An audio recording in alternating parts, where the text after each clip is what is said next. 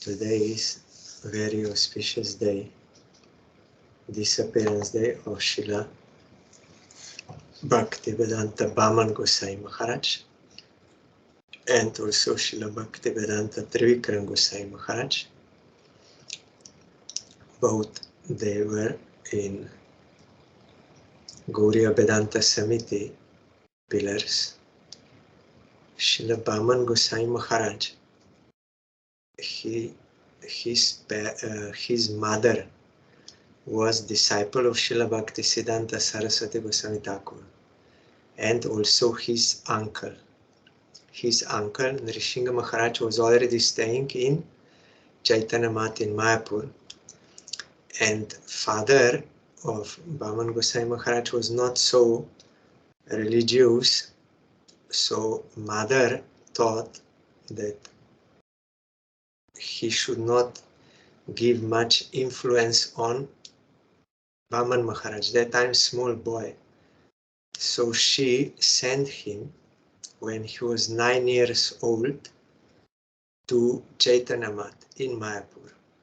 There he met his uncle, Nrsimha Maharaj, and also Binod Bihari Prabhu, later on Keshav Gosai Maharaj, and was serving there under their guidance. Then also he took Harinam from Srila Bhakti Siddhanta Saraswati Thakur, and he was studying Sanskrit and doing all seva for Vaishnavas, giving plates, water, like this, all sevas he was doing because he was young that time, but fully enthusiastic and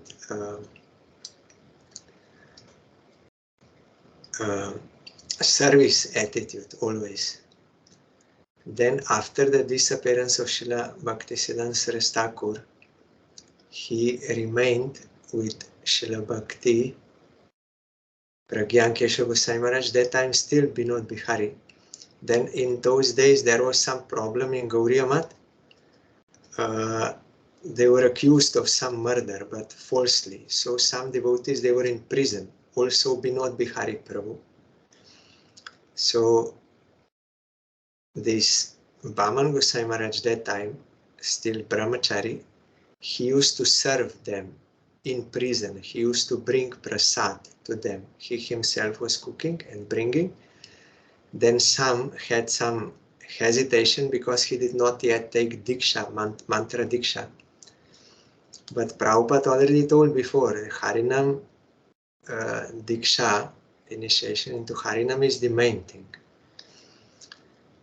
But they had this hesitation, so Srila Bhakti Pragyan Keshav Gosai Maharaj gave Vaman Gosai Maharaj Diksha that time from prison. Such circumstance. But for transcendental personalities, there is no obstacle in environment. So he was serving. Then Srila Bhakti Pragyan Keshav Gosai Maharaj established his own mission, Gauriya Vedanta Samiti. So Vaman Maharaj was his right hand all the time. He was doing all seva in the mat, cooking, preaching, publishing, everything, fully dedicated. Also one pastime was, one day Vaman Gosai Maharaj was sick, high fever, was very weak in body. But Bhakti Pragyan Keshav Gosai Maharaj came to his room and said, "Oh, you are sick, but now it is not proper time. Today some guests are coming, or some devotees are coming from distance. So who will cook for them? They are like 10 persons. You cook, you will become sick later on, not now." So really, Vaman Gosai Maharaj got strength and was cooking and serving them prasad. And after everything was finished, they went. Then again he became sick. So that is all their pastime they can do. And one time also Vaman Maharaj was in two places at the same time, mystically, because some devotees, they were crying for him in one place and he promised to another, but both got his association at the same time. Like our Parangurudev also one time he made this. He was in Calcutta and also in Assam.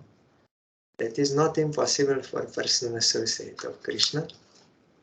And Vaman Goswami Maharaj was fully humble, full knowledge of Shastra, so many scriptural evidences he gave, and very peaceful. And then Srila Bhakti Pragyan Keshav Goswami Maharaj, he appointed him as next Acharya. So then he was serving as Acharya for many years of that Gauriya Vedanta Samiti, and was respected by all. Was a real pure devotee. Then I still remember it. We were in Bathinda during this Kartik month with Gurudev. We got this message that he disappeared. It was in 2004 on today's Titi. It was announced. Then Gurudev sent someone there for Samadhi. So I would like to read something from him. I will just open somewhere. There are many his letters they published.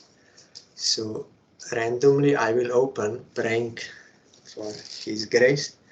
I used to go on this day when I was in Mayapur for this festival. There is, you can see his Bhajan Kutir in first floor, and Samadhi Mandir is just next to Srila Bhakti Pragyan Keshav Goswami Maharajas. They are together, they are like this. Vaman Maharaj is on the right side of Keshav Goswami Maharaj because he was his right hand all the time serving. So I will just open somewhere, praying for Maharaj's grace.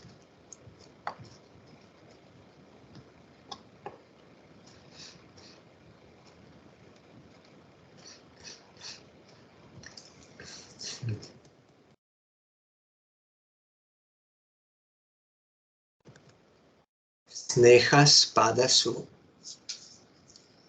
Ma Uma. This is his one disciple.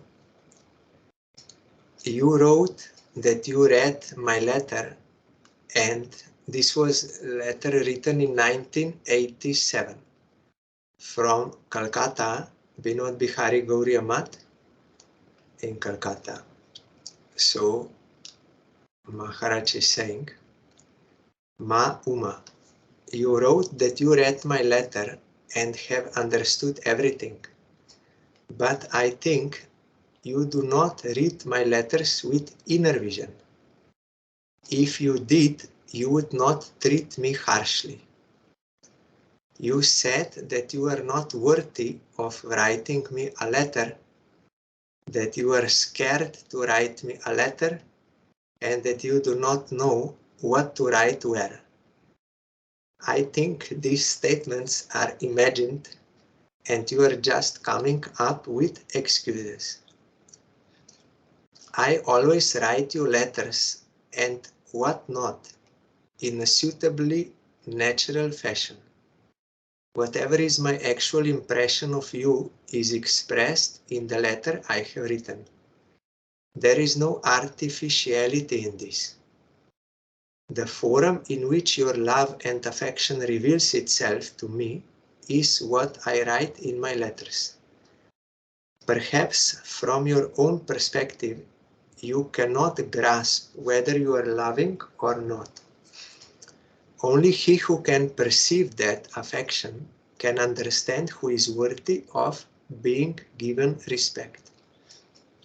Sri Chaitanya Mahaprabhu's teaching is Donya Doya Onyeman Pratishta Barjan Chari Gune Guni Hoy Koro Ho Kirtan. We are singing this kirtan now during Kartik VRATA every day, third kirtan. Humility, compassion, respect for others, and the shunning of prestige. Develop these four qualities and perform kirtan.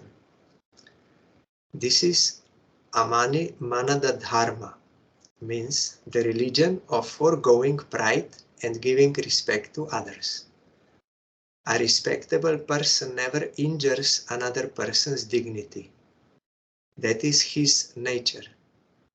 He cannot rid himself of his soul's natural disposition, as that is his ornament or adornment.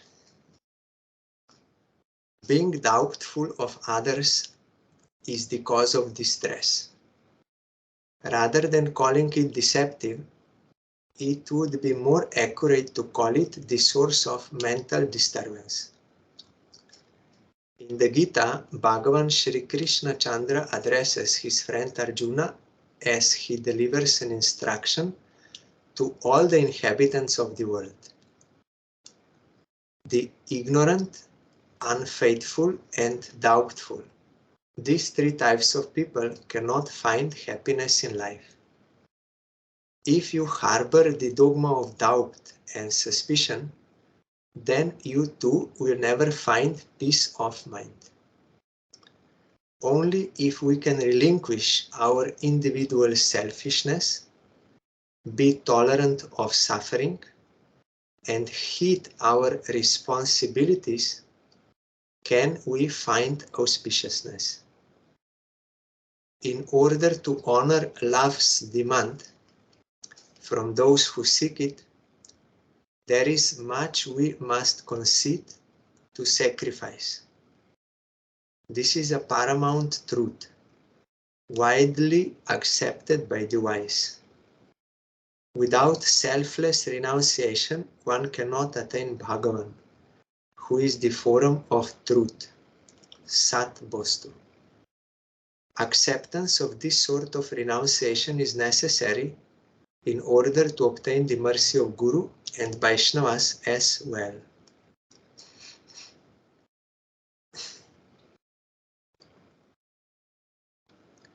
Those who are prepared to accept whatever renunciation is necessary never exercise doubt or lack of faith in Guru and Vaishnavas. This lack of faith will precipitate the downfall of the sadhaka or sadhika, that is female, rather than their advancement in sadhan bhajan. One should never test those who have passed beyond Shraddha Bhakti, beyond Sneha and Mamata. Rather, to be tested by them is a matter of great fortune, as such a test yields auspiciousness for the soul. Guru and Vaishnavas do not need to be taught. They are not students. They are the testers and the judges. Or they are giving exam. So they are teachers and they are examining us. If we can establish our reliance and faith in their integrity, we will reap ultimate good. If he who possesses bhakti for Sri Bhagavan places a particular individual in the distinguished seat of his affection, it never means that he becomes biased or narrow-minded.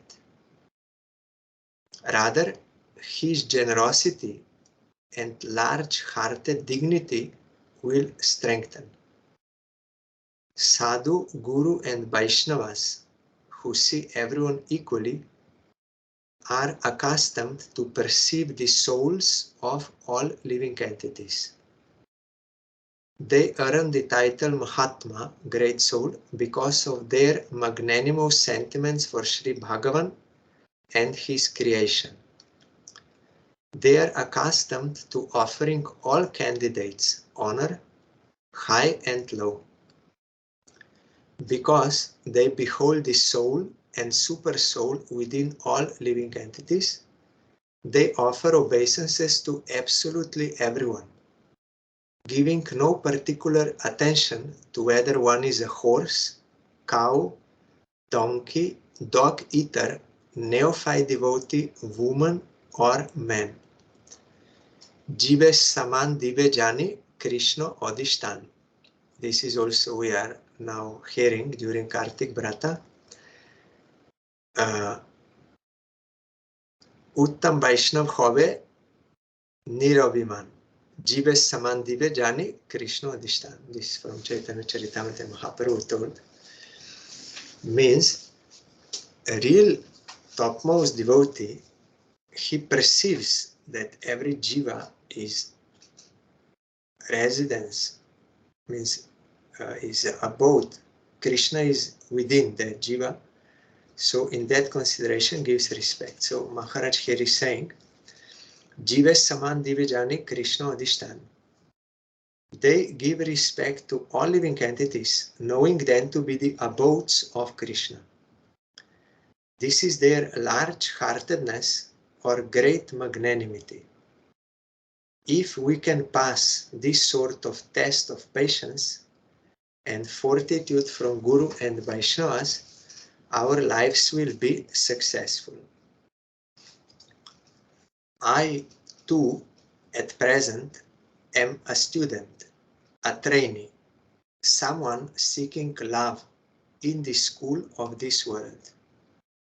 I trust that one day I will pass this test in patience and gain the qualification to become a teacher. Then I will forever behold with utmost regard those I have accepted as my loving and affectionate guardians. They can point out my flaws and they can be merciless to me, but as someone craving their love, I will await their sympathy and compassion. This is my dharma.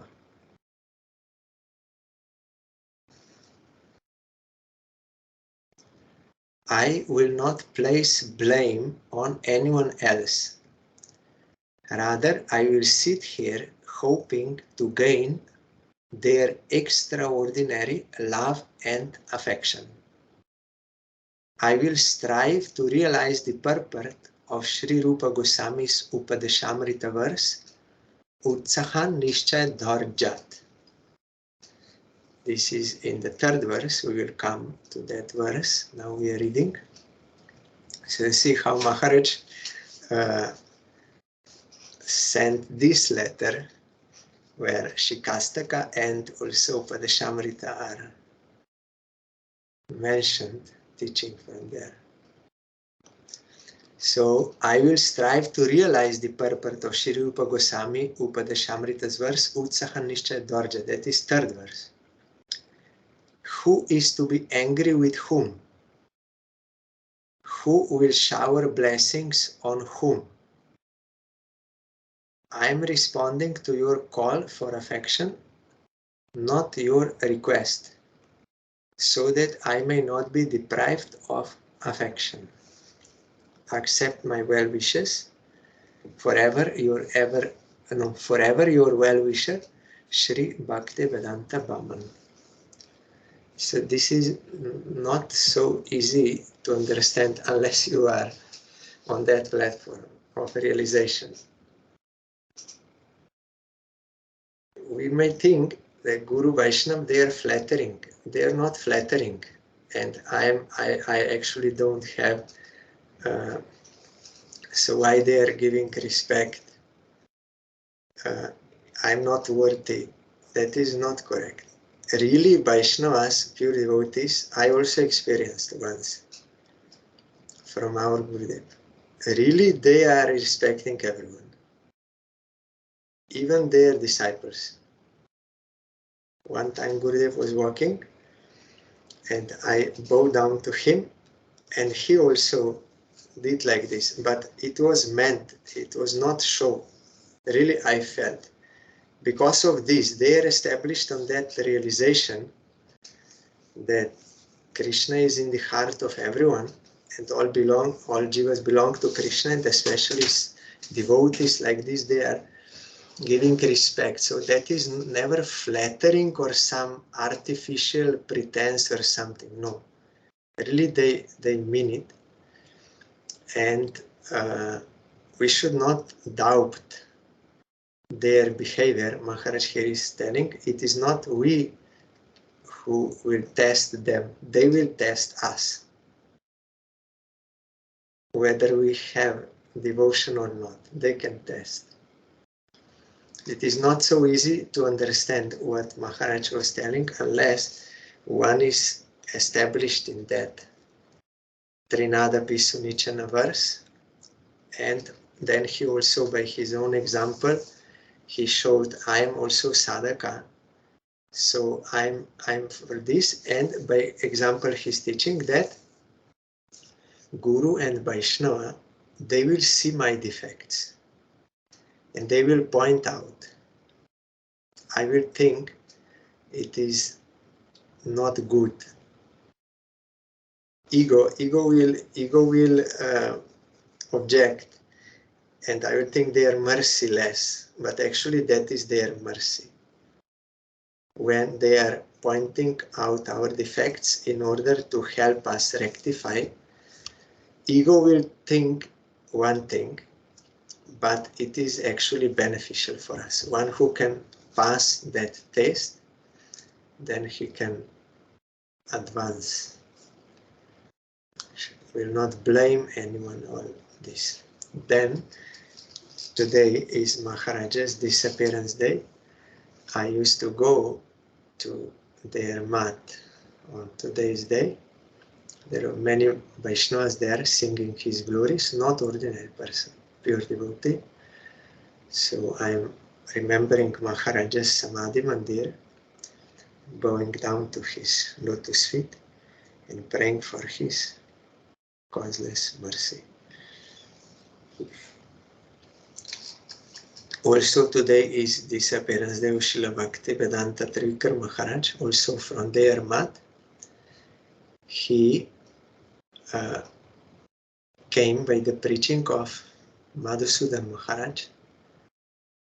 Both Srila Narayan Goswami Maharaj and Trivikram Maharaj came, and they joined in Gauriya Vedanta Samiti. They surrendered to Srila Bhakti Pragyan Keshav Goswami Maharaj.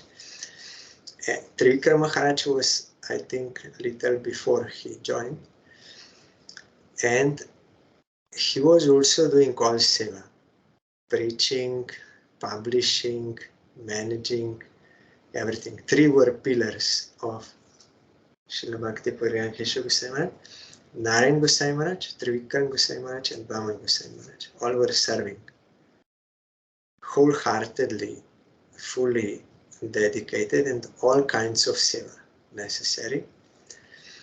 And this Maharaj was also managing one temple, but after so many years, because it was desire of Krishna, somehow they wanted to, means they kicked him out, like he should not stay here.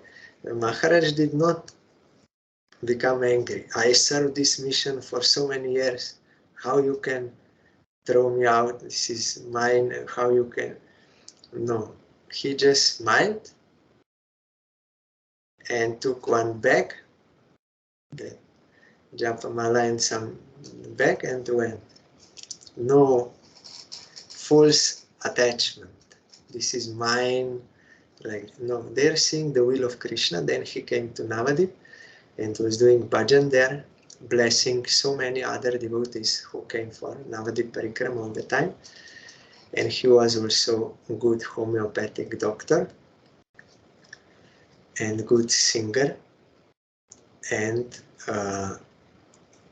once also in Vrindavan, one couple, during Parikrama, one couple came rich to his room and like outwardly praying for blessing. Then Maharaj became very angry.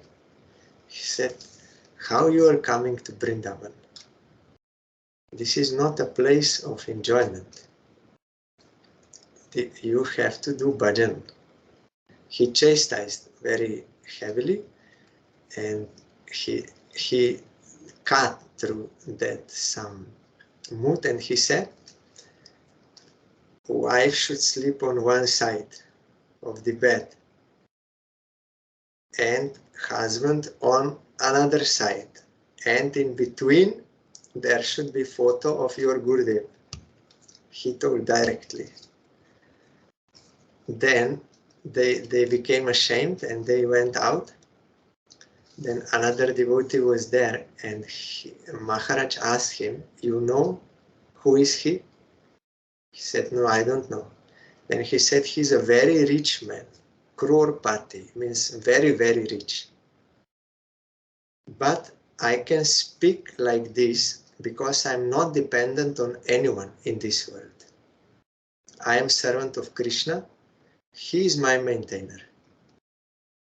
If I would want some donation from him, knowing he's very rich and flatter his, yes, you are very nice and like this, then I would speak in certain way as to get that. But I don't want that. I am servant of Krishna. He's my maintainer. That is why I can speak with everyone truth. So that was actually his mercy. We are proud when we are having money, but that does not impress pure devotees. So if pure devotees, they become merciful, they will show our defects in order to help us. That is their actual mercy. And another time also, one Babaji came and he was staying in room also in Brajamandal Parikrama, and was always chanting Harinam. Then that another devotee, when that Babaji left, then this Maharaj, Trivikram Maharaj, asked that devotee, you know who is he? He said, no, but I'm very much impressed. He was all the time chanting Harinam. Then Trivikram Maharaj said, he's a Sahajya. Because they can see, they have that internal vision. We may outwardly be attracted, impressed, but real devotees, they will see what kind of devotee one is. So, and another point was Maharaj's disappearances today, and he would not allow anyone to serve him, like washing cloth, cooking. He would rather serve everyone, even in his old age. And so just before disappearance, he was very sick. Then one devotee who was very dear to him, one preacher, sannyasi, he said to Maharaj, Maharaj, I will preach everywhere. Krishna consciousness, I will preach. You don't worry, I will preach everywhere.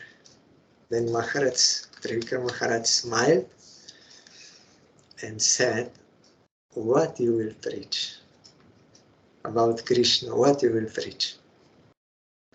Do you know how Krishna walks? Do you know how Krishna talks? Do you know how he smiles? Do you know how he eats? Do you know? Means you saw. Then the devotee was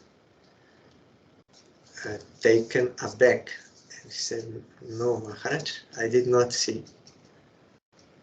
But I will preach what I heard from Guru and Vaishnava. Then Trivikram Maharaj said, yes, that is okay, you preach, but always keep this in mind, that there is more to be attained.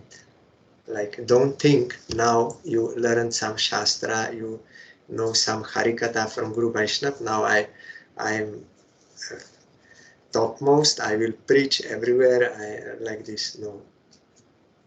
You preach, but keep this in mind. There is also that stage where there is direct realization. That is required. So with humbleness, knowing your present position, you preach, not falsely proud, but according to your present position, you and keep that in mind.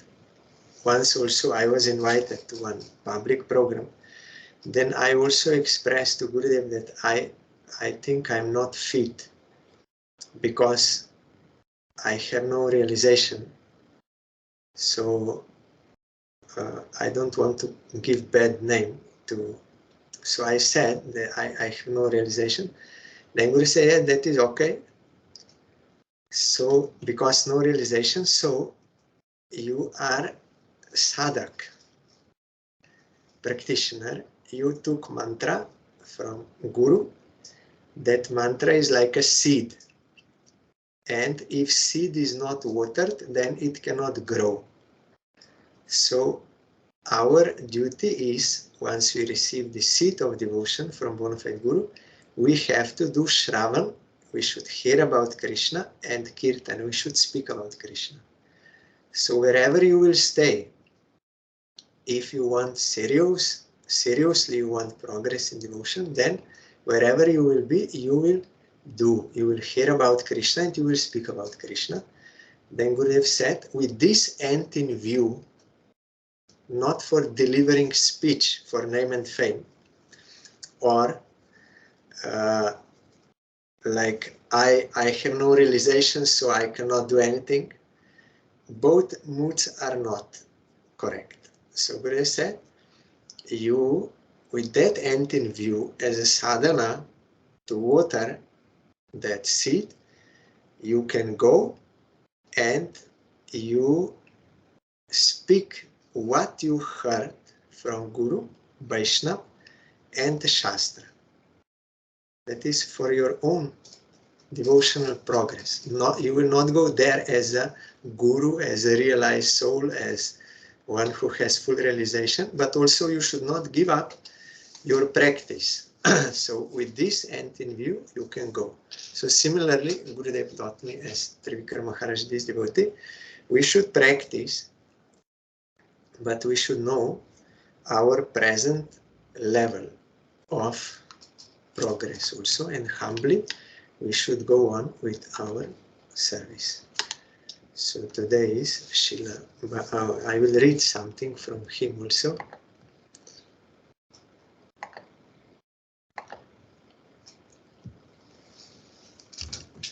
It was in 1957 for the disappearance of Srila Bhakti Siddhanta Saraswati Goswami Thakur. He spoke, Maharaj, O my most worshipable and merciful Srila Prabhupada, today on your auspicious Disappearance Day, you are being glorified everywhere, from all directions. Those who are praising you are extremely fortunate, for you have bestowed your favor upon them. You even shower your compassion indirectly upon those who do not glorify you. As the very embodiment of mercy, you exude nothing but compassion. Though not everyone is able to receive it equally on account of his particular destiny. This does not imply that you are partial. In Bhagavad Gita, Shri Krishna affirms, Je jatamam prapadyante tam stateva bhajamyaham. As all surrender unto me, I reward them accordingly. So like sun is all merciful, giving light to all, indiscriminately, impartially everywhere. But if someone closes eyes, then he cannot see. And one who will surrender, he will get like this. But that does not mean. So Prabhupada is all merciful. He cannot emit anything but compassion to all. Those who glorify him or those who don't, all are graced. So Gita, Krishna says, as all surrender unto me, I reward them accordingly. You have properly safeguarded the integrity of this verse. through your exemplary behavior, you have preserved the veracity of Sri Krishna's statement in Bhagavad Gita, Samoham Sarvabhuteshu. Yes, this was in my mind. I am equal to all beings. Krishna says, no one is my friend, no one is my enemy, I am equal to all. And if someone will surrender to me, worship me, he is for me, I am for him. Without being perturbed, you would appropriately punish even those who prided themselves in being your especially intimate servants. That is his mercy, to appropriately punish. That is meant for our rectification. That chastisement is actually nothing but your mercy and demonstrates your magnanimity. Srila Prabhupada, everything you do is in fact full of mercy. You mercifully appeared in this world. You mercifully remained visible to our material eyes for some time. And now, by your mercy, you have again become unmanifest to the materially conditioned living beings. These three actions share the same person, same purpose, to bestow mercy. Our Gurudev also told, when Srila Puri Goswami Maharaj, Bhakti Pramod Puri Goswami Maharaj disappeared, that time Gurudev said, whatever a pure devotee does is for the eternal benefit of all. So coming into this world, remaining, and also going from this world, that is all mercy. Here Maharaj is explaining. This is your sole aim. Even today you are not in any way depriving the living entities by remaining concealed from their vision. You are thoroughly acquainted with what is beneficial for the jiva and in what proportion. The materially conditioned living entity, however, cannot comprehend the manner in which you bestow your mercy. Sri Krishna allowed the gopis to taste the bliss of union and then revealed his limitless mercy by drowning them in an ocean of separation from him. Your behavior is identical to Krishna's, for it displays the same unbounded mercy. If Sri Krishna had remained with the gopis forever, the conditioned souls would surely have been delighted. But the most merciful Sri Krishna said, I will not read all the verses, only translation. The actual reason why, this is from Bhagavatam 10th canto, the actual reason why I, the treasured object of your sight, have stayed far away from you is that I wanted to capture your minds and draw them closer to me. When a woman's lover is far away, she thinks of him more than when he is present before her. Your minds are fully absorbed in me, forsaking all else, and you always remember me. Therefore, you will be reunited with me very soon. O Srila Prabhupada, your devotees who are absorbed in constantly remembering you with feelings of separation attain the state of reunion with you.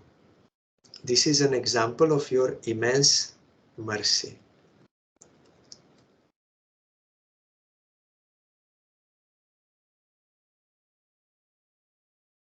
Then he is explaining this.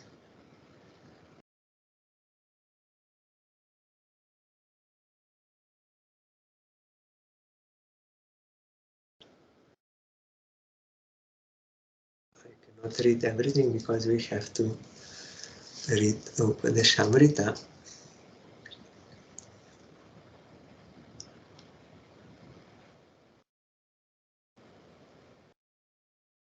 O merciful Srila Prabhupada, you have condemned the concept that matter and spirit are identical, as well as the ideas of the Prakrita Sahajas, and thereby illuminated the nature of supremely pure devotional service.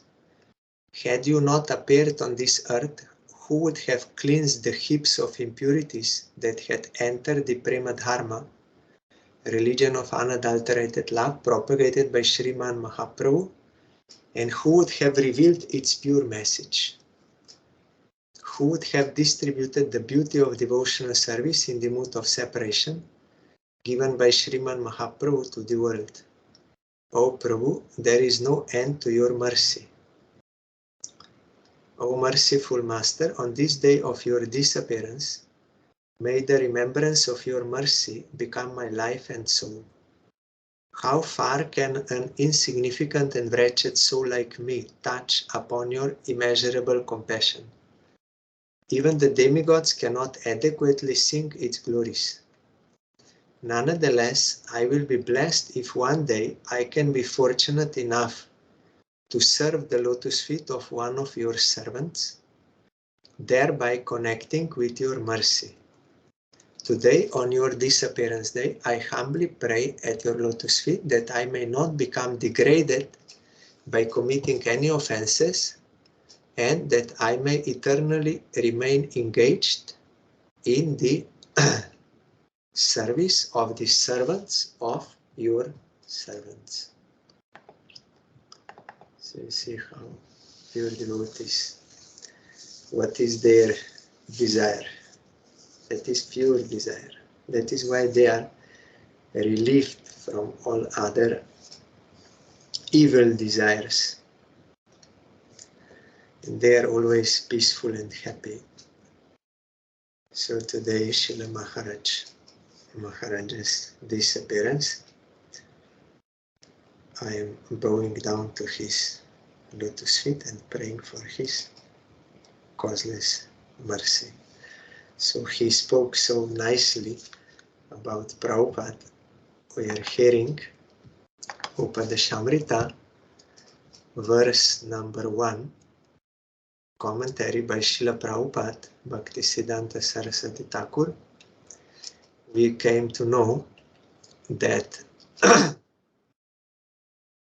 urges are there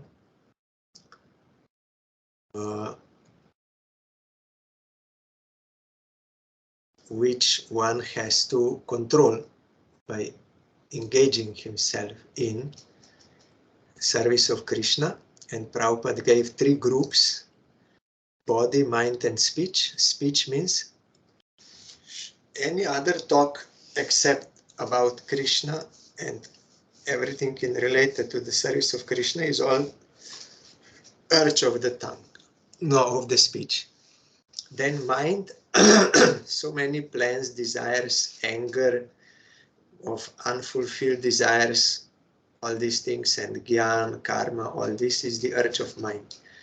So one has to think of Krishna and his pastimes, then that can remove this urge of the mind. And then the urges of the body are 3 categories. One is tongue, we heard, one should not enjoy good dishes, even not prasad, should not enjoy, even if it is very tasty, but enjoying spirit should not be there. One should honor it. If one enjoys prasad with sense enjoyment mood, then that is also considered as urge of the tongue. Then we also heard about the belly. If someone eats too much, then he will become sick, and that will be obstacle to his devotion. And also we heard about the genitals. One is regulated, another is unregulated. Regulated means if someone marries according to Shastra and follows rules and regulations of married life in Shastra, that is okay. But unregulated means outside of Shastric, that is urge of the genitals. So many illicit sex connection, many types are there. And this becoming free from the hands of the urges of the tongue, belly, and genitals is the duty of both householders and renunciates. So we heard up to this point.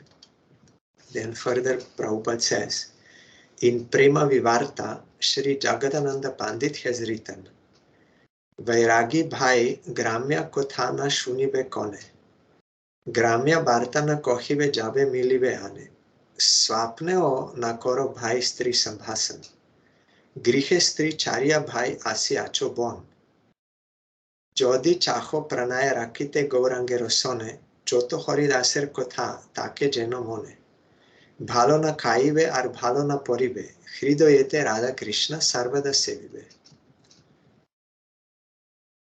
Rather, a renunciant should neither listen to village talk nor discuss village news when they meet with others, means worldly talk.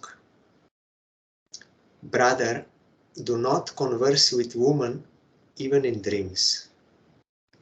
Brother, you have left woman at home and come to the forest. If you want to maintain your love for Gaurango, then remember the story of Choto Haridas. Do not eat fancy food and do not wear fancy clothes. Always serve Radha and Krishna within your heart. So this is meant for those who accept ascetic order, like Raghunath Das Goswami showed. This is based on that. When one controls these urges and is fully dedicated to Krishna, then he is eligible to enter into renounced order. And it is duty of renounced order this. He should not hear worldly talk nor speak worldly talk, not dress fancily, not eat fancy food, and totally give up association of opposite sex. Totally. Otherwise, if you want to remain in association of Gauranga Mahaprabhu, you should remember the story of Choto Haridas. We heard in Chaitanya Charitamrita.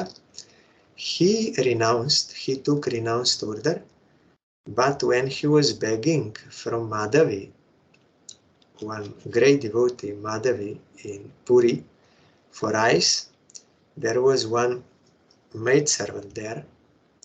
He was speaking with her inappropriately, and Mahaprabhu could know. No one saw that. But Mahaprabhu, when he was taking that rice, prasad, he asked, knowing everything, he asked, who brought this rice? Then they told Choto Haridas from Madhavi's place. Then Mahaprabhu said, I don't want to see him anymore.